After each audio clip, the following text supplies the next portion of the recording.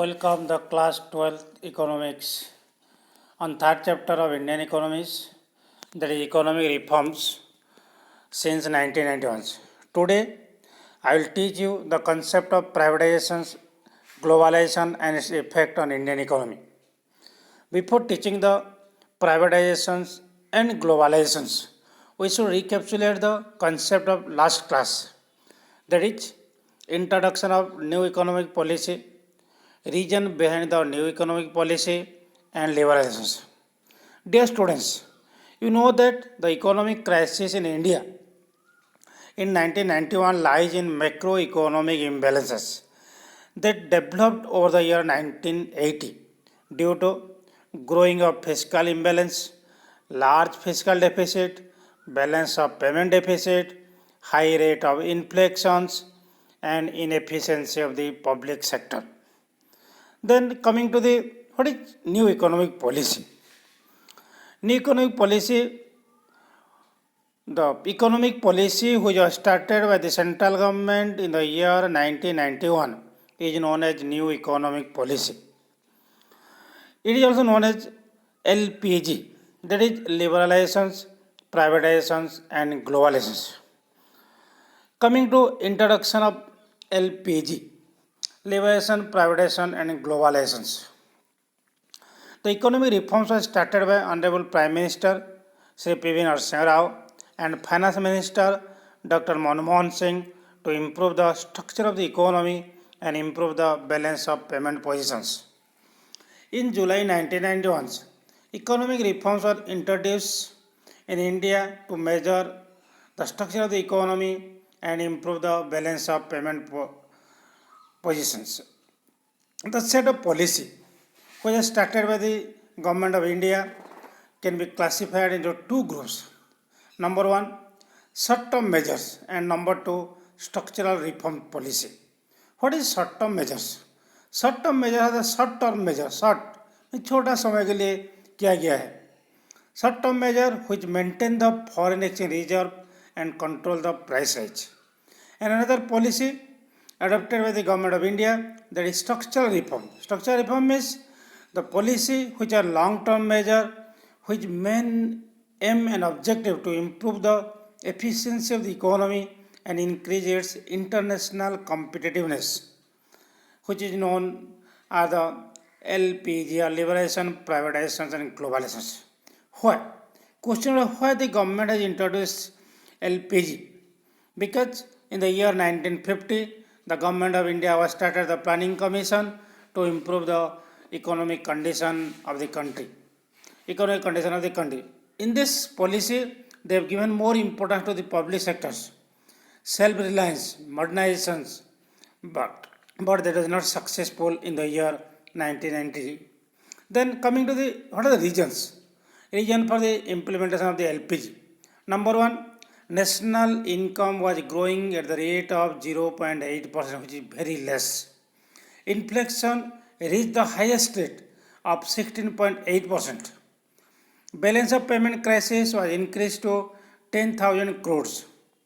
Fiscal deficit was more than 7.5%. Deficit financing was around 3%. Trade relations with the Soviet bloc had broken down.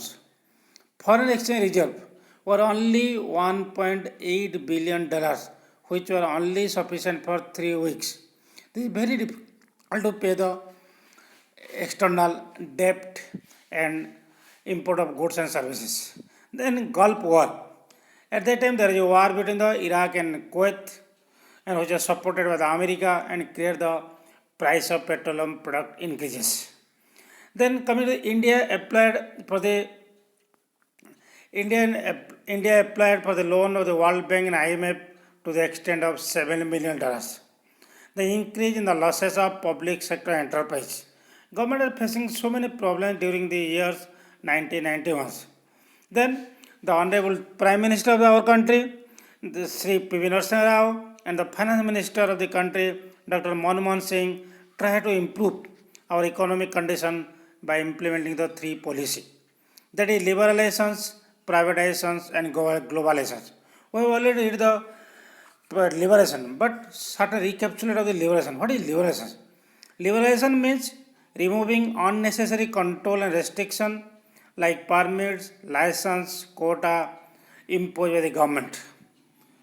What are the main objective of liberalizations? It helps to increase the internal competition among the industrial productions and raise the foreign investment and technology. It is already read in the last class, that is what is LPG, what are the reason behind the LPG and liberalization. Today we read two concepts, that is privatizations and globalizations. Coming to the what is privatizations. Privatizations means the transfer of ownership or the management of an enterprise from the public sector to the private sectors. Why the government has introduced privatizations? Because the inefficiency of the public sector in large scale throughout the country. It also means the withdrawal of the state from an industry or sector partially or fully. Privatization is opening up an industry that has been reserved for public sector to the private sectors. To the private sectors. To the private sectors. Privatization means the replacing government monopoly with the competitive pressure of the marketplace to encourage the efficiency, quality, innovation in the delivery of goods and services. And this is known as privatization. Then why the privatization is necessary for our country? What is the objective of the privatizations? The main objective of the privatizations to improve the government financial positions by raising the funds from sale of government enterprise or their assets. Second, to improve the performance of an enterprise through increase in efficiency, greater responsiveness to the consumer, relief from public sector financial constraint, and more managerial autonomy and less interference of the government. Then what are the methods of privatization? What are the methods of privatization? There are two methods of privatization. Number one, by withdrawal of the government from ownership and management of public sectors. By outright sale of public sector undertakings. Then the method of privatization comes to the disinvestment. What is disinvestment? Disinvestment means privatization of public sector units by selling up part of the equity of PSU to the public is known as disinvestment. What is the main purpose of disinvestment? The main purpose of disinvestment was mainly to improve the financial disciplines and facilitate modernizations. There are two methods of disinvestment. Number one, minority sale, and number two, strategic sales. What is minority sales? The equity is offered to investor through domestic public issue, that is known as minority sales. And what is strategic sale? The government upload the 51% to the private sectors of the public sector units, that is strategic sales. Then why the government has introduced privatizations? What are the merits of privatizations? Number one, privatization helps to reduce the burden on the government. Second, it will help the profit-making public sector units to modernize and diversify their business. Number third, it will help in making public sector unit more competitive. Number fourth, it will help to improve the quality of decision making because the decisions are free from any political interference. Number fourth, privatization may help in reviving the sick units which are liabilities of the public sectors. Next, industrial growth by the private sector throughout the country, increase in foreign investment, and increase in efficiency of the public sectors. But there are certain demerits, but demerits is very less in compared to the merits. What are the demerits? Number one demerit is the industrial sickness. Industrial sickness has been increases more and more of the government sectors because of the competitions with the private sectors. Number two, lack of social welfare. Private sector is only for the profit motive. That's why this sector is always neglecting the social welfare sectors. Class struggle among the peoples. Number four, increase the inequality in the society. Means there is a difference between the rich people become richer, and poor people become poorer and poorer. That means inequality is an increase in the societies. Opposition by the employees. When the government enterprise sell to the private sectors, the employee federations are opposed and make the strike in the industrial campus. Then second, the problems of financing. Increase in unemployment, the unskilled peoples. Ignore the weaker sectors. Government is not ignoring the scheduled castes, scheduled tribes, OBC, physical handicap.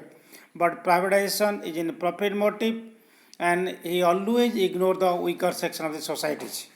Second, the ignores the national importance.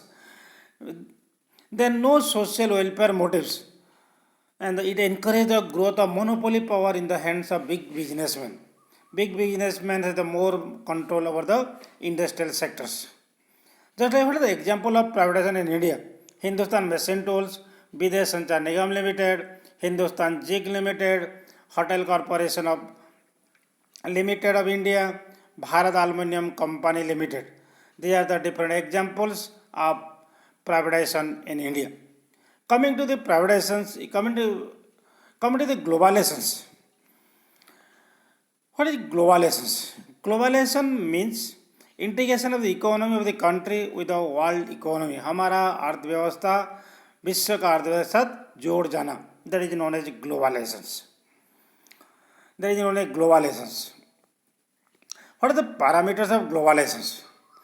Number one, parameters: the reduction of trade barriers to permit the free flow of goods and services.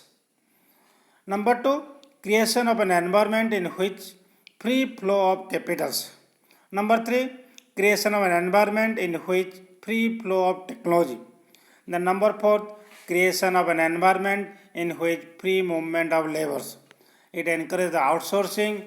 It encourages the more people go to the foreign countries because of the free flow of goods and services, free movement of labor, free flow of technology, free flow of capital within the world. They are the different parameters of globalization. Coming to the merits and demerits of the globalizations. There are several benefits in the globalization. Free flow of capital and increase the total capital employed throughout the world. Second is the free flow of technology. Means whatever the needs of technology, one country needs another country. Means there is no restrictions of movement of technology. Increase in industrializations. More people are getting employment opportunity due to increase in industrializations. Spread of production facility throughout the globe. किसी भी देश में कुछ भी production होगा, इस देश से दूसरा देश को बिना प्रॉब्लम्स में आप स्प्रेड कर सकते हैं. Then balanced development of the world economy. Then increase in production and consumptions, and goods are available at a low price with high quality. Increase in jobs and income for skilled labor, high standard of living, balance the human development because any students can read throughout the globe. Then what is the negative effect of globalizations? First negative effect is the loss of domestic industry. The handicraft industry and the small scale industry will incurring very loss because of the lack of competitions, because of the more competition of the foreign countries. Exploit the human resource. The human resource, the skilled laborers are getting less salary, less benefit because of the exploited by the private sectors. Decline in income of the unskilled laborers. Then unemployment. Then coming to the transfer of natural resources. Our natural resources has go to the foreign countries, and foreign country are made the final goods and selling in our country. It creates the problems for exploiting the natural resources. Then lead to commercial and political colonialism throughout the country. Widening the gap between the rich and poor, because rich become richer and poor become the poorer and poorer. Then dominance of foreign institutions. Next, the decline of local producers, decline of Indian culture and traditions. There are the different effect of merits and demerits of the globalization, but merits are more in compared to the demerits. Coming to the Conclusion part of the privatization and globalization. Economic liberalization has increased the responsibility and role of private sectors. At the same time, it has reduced the control of the government on economic affairs. It is expected that reforms would liberalize the Indian economy enough to create conducive environment for rapid economic development. But the process of reform, according to the many economists and social scientists, is not fast as think at the achieve of the goals. Jeffrey Sachs, the director of Harvard University Center of International Development and noted economist, pointed out that reform process in India had a long way to go. He feels that without focus on twin pillars like social and economic strategy, the future will be bleak for India, especially context in the competition all around the globe. Thank you. Next day I will teach you the WTO and outsourcing. Thank you to all.